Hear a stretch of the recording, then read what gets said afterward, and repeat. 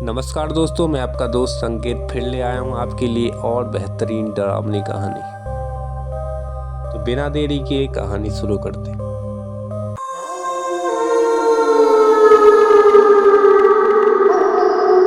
मेरा नाम है रुपेश और मैं छत्तीसगढ़ का रहने वाला हूँ।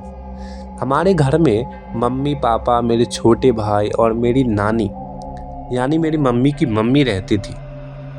हमारे पास मेरे मामा मामी भी रहा करते थे। उस वक्त हम सब एक साथ रहा करते थे और मेरे मामा मामी के 3 बच्चे थे और हमारा एक कुत्ता भी था, बहुत प्यारा सा। ये बात कुछ समय पहले की है। सब कुछ नॉर्मल चल रहा था। मेरी 10वीं की बोर्ड परीक्षा चल रही थी। मेरी मम्मी और उनकी मम्मी की आपस में बनती नहीं थी। एक दिन मेरी नानी मतलब मेरी मम्मी की मम्मी सुबह घर का काम कर रही थी। तभी अचानक उनकी तबीयत खराब हो गई, तो वो आराम करने के लिए लेट गई। थोड़ी देर बाद जब उनके पति उनको देखने गए तो उठी ही नहीं। तब मैं अपने रूम में ही था। मेरी मम्मी ने आकर बताया कि नानी की तबीयत खराब हो रही है। हम लोगों ने तभी एक ऑटो बुलाया और नानी को लेकर तुरंत हॉस्पिटल चले गए। हॉस्पिटल वालों ने पहले तो उनको एडमिट करने से मना कर दिया, लेकिन फिर उन्होंने उन्हें दूसरे हॉस्पिटल में लेकर जाने को कहा। दूसरे हॉस्पिटल गए तो वहाँ डॉक्टर ने उनको चेक करके बताया कि इनकी मौत हो चुकी है।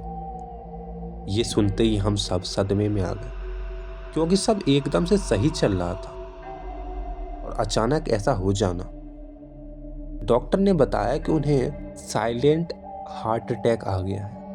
फिर हम सब नानी की लाश को ले जाकर घर आ गए और सब रिश्तेदार को फ़ोन करके बताया कि उनकी अंतिम यात्रा की तैयारी शुरू हो गई है। घर में मातम पसरा हुआ था। लोग भी आते जा रहे थे। फिर कुछ देर बाद हम उनको लेकर शमशान घाट चले गए। तब तक अंधेरा भी होने लग गया था। शमशान घाट में पहुंचते ही हमने उनको अंतिम संस्कार किया और वहां से वापस आते आते हम सबको काफ़ी रात हो चुकी थी। सारे मेहमान भी वापस जा चुके थे। हम सब भी रात में सोने के लिए लेट गए। मम्मी बाहर का दरवाज़ा बंद करने जा रही थी। तभी मम्मी को लगा कि बाहर दरवाजे के पास कोई खड़ा है। मम्मी ने ठीक से देखने की कोशिश की। जैसे ही दरवाजा का पर्दा हटाया तो बहुत डर गई। मम्मी ने देखा कि वहाँ उसकी मम्मी खड़ी है, मतलब नानी खड़ी है, जिनकी आज ही मौत हुई है। वो वहाँ खड़ी है। मम्मी वहीं खड़ी जमी सी रह गई। उनके मुंह से आवाज़ नहीं निकल पा रही थी। किसी तरह मम्मी ने दरवाज़ा बंद किया और अंदर आके पापा को बताया कि मम्मी बाहर खड़ी है, पर पापा ने यकीन नहीं किया। फिर मम्मी ने भी ज़्यादा कुछ नहीं बोला। थोड़ी देर बाद हम सब लोग सो गए, लेकिन रात में ही मम्मी की तबीयत खराब हो गई। उनको बहुत ठंड लग रही थी। पापा ने जल्दी से मम्मी के पैर में तेल मालिश की, जिससे वो थोड़ा आराम मिला। उस वक्त हमारा कुत्ता भी रोए जा रहा था, बार बार भौंक रहा था। कुछ देर बाद मम्मी थोड़ी सी शांत हुई और सो गई।